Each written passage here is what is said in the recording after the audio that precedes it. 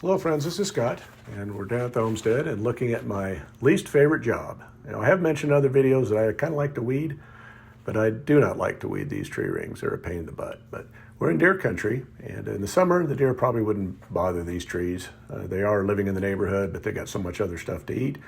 But in the winter, they'll definitely chew these trees down until they get big enough. So I'm not going to be taking the rings on and off, but I do have to open them several times a year, and I've got to pull all this weeds and grasses out.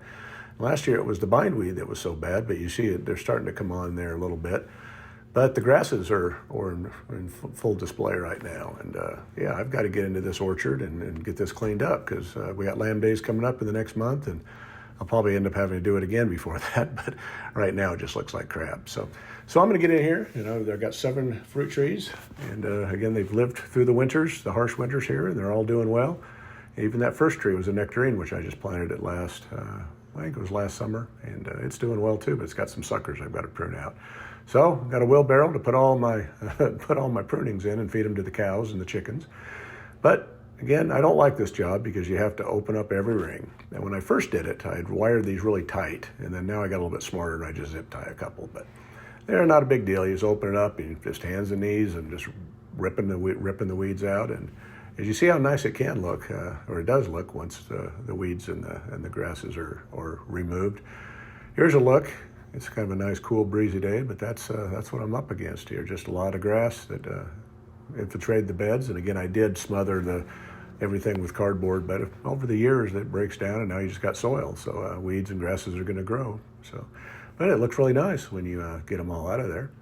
And that's just, again, it's one ring at a time, and I'm just, again, it's biomass, and I can use that biomass to feed the chickens and give some to the cows. And the cows seem to like the bindweed, so yeah, it's a win-win. But got Willow with me again, and but here's a look at all the trees, nice and weeded. That's a pear tree there, and that's a Fuji. That tree looks pretty nice. It even gave me a couple apples last year. I've got no apples on the trees this year. And that, I think, is a Honeycrisp that I'm watering. And again, these were really dry as I was weeding. I didn't realize, because I've been watering, but the trees need definitely just to have their own drink. So just to put a hose on them and just let them soak. That's a Gala apple. And these last 2, I don't remember what they are. But yeah, we'll see once they finally produce fruit. We'll figure out what they are. But I'm bad about that. I tend to never remember. But I wanted the Fuji and the Gala. Those were 2 that was very important to me, and I love those apples. So I know which ones those are. And that's the nectarine that I planted, and I did get all the suckers pruned off that. And so again, the orchard can look really nice once it's all weeded out and looking good. So I'm glad I had a cool day to take care of that. But now here's the area that I still don't know what to do with in the front of my house. And again, I've layered numerous layers of cardboard and wood chips, and the bindweed is just, it's nasty. I've got hen and chicks all along the edges. You can't even see them. So I've got to get in here and rip all this out because they are flowering. And when you have flowers, you're just going to get more seed and you're going to have more of a problem. So yeah, there's look, there's Miss Thing with me. And yeah, that's just bindweed has taken over the entire thing. And I'm, again, still, if you have any suggestions what to do here, I'm thinking pond, but then I'm a little leery about having a pond in the front yard because of liability and things. I mean, I won't make it that deep, but you don't need to make it deep enough that the fish can survive the winter. But you just, it's all hands and knees and getting in there and just ripping it out. I got down to about 1/3 of it left.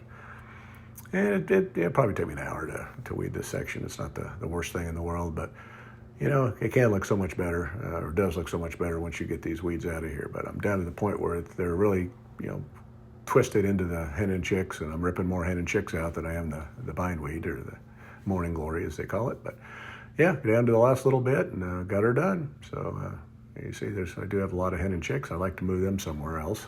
So if I do put a pond here or an herb garden or do something, but again, put it in the comments what you think I should do in this section, because I'm not certain at this point.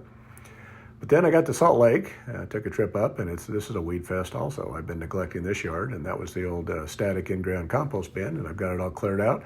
And it's going to be a big benefit because now, as I'm doing my extreme weeding here, as you see, I can just throw the stuff in the pit, and then I'll be bringing in soils. And again, that material will disappear, and that dirt will shrink down. So I'm going to continue to have to add soil. But you know, it's a start, and it's nice having my own garbage pit to not have to haul everything out to the street. So anyway, well, thanks for watching this video. If you like what you see and want to continue to follow me on my journey and try to do the best I can at this time of the year, I'll be getting into projects because the main garden's planted, and you know, now it's time to weed and water and to start tackling some new things.